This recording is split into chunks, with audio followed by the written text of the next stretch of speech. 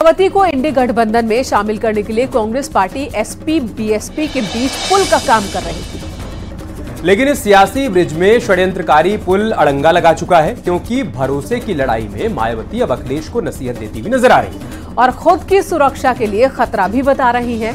दरअसल मायावती ने कहा अखिलेश यादव दलित और महिला विरोधी है। इस पर अखिलेश यादव ने पलटवार किया और कहा समाजवादी पार्टी में पिछड़ा, दलित और अल्पसंख्यक की बात होती है।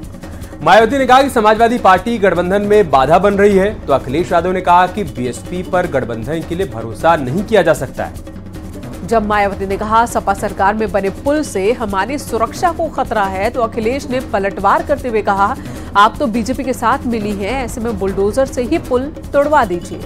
यानी जो लड़ाई भरोसे और गारंटी से शुरू हुई थी, वो अब सियासी पुल तक पहुंच चुकी है। इसी पर दिखाते हैं आपको एक रिपोर्ट।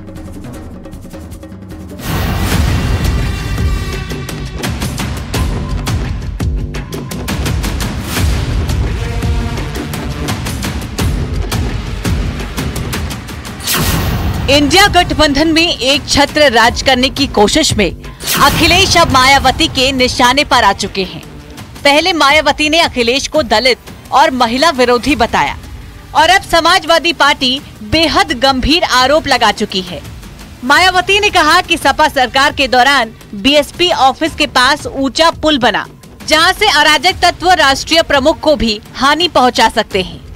असुरक्षा को देखते हुए पार्टी की बैठकें निवास पर ही हो रही है।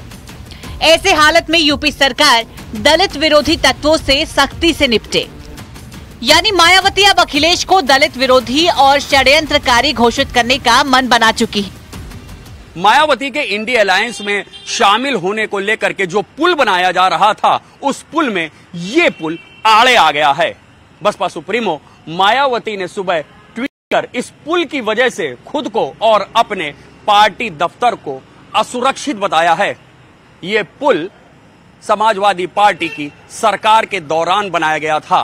मायावती ने अपने ट्वीट में साफ कहा है कि अराजक तत्व इस पुल के जरिए उनके पार्टी दफ्तर को नुकसान पहुंचा सकते हैं, उनके स्टाफ को नुकसान पहुंचा सकते हैं, यहां तक कि उनको भी नुकसान पहुंचा सकते हैं। उन्होंने ये भी लिखा है कि इस पुल के चलते ही उनका पार्टी दफ्तर असुरक्षित हुआ, लिहाजा दलित महापुरुषों की मूर्तियों को उन्होंने अपने आवास में शिफ्ट किया।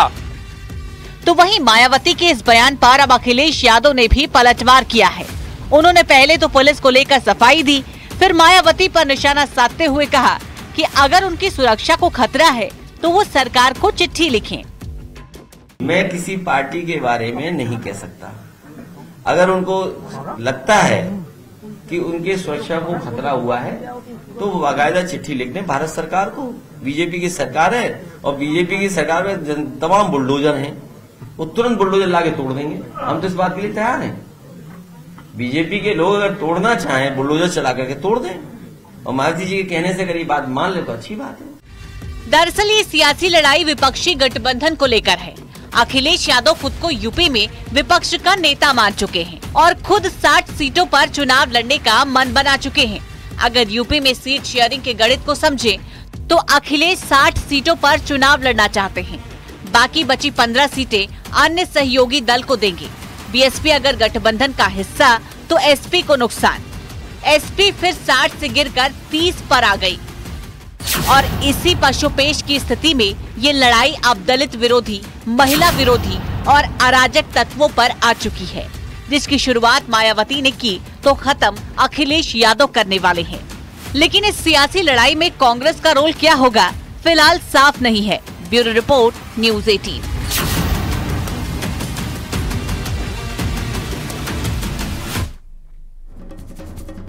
तो वहीं समाजवादी पार्टी और बीएसपी के बीच चल रही खींचतान पर बीजेपी ने भी निशाना साधा। केशव प्रसाद मौर्य ने कहा कि सरकार प्रदेश में हर किसी को सुरक्षा देगी। तो वहीं केंद्रीय मंत्री बीएल वर्मा ने गेस्ट हाउस कांड का जिक्र किया और कहा कि अखिलेश यादव पर ही उन्होंने निशाना साधा कि ये कभी किसी को सुरक्षा नहीं दे सकते।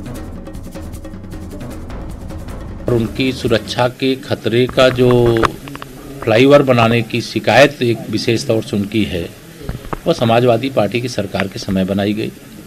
और समाजवादी पार्टी वैसे भी चाहे दलित हो चाहे पिछड़ा हो, और चाहे गरीब हो, चाहे किसान हो, चाहे महिलाएं हों, उनके विरोध में सदैव आचरण किया है।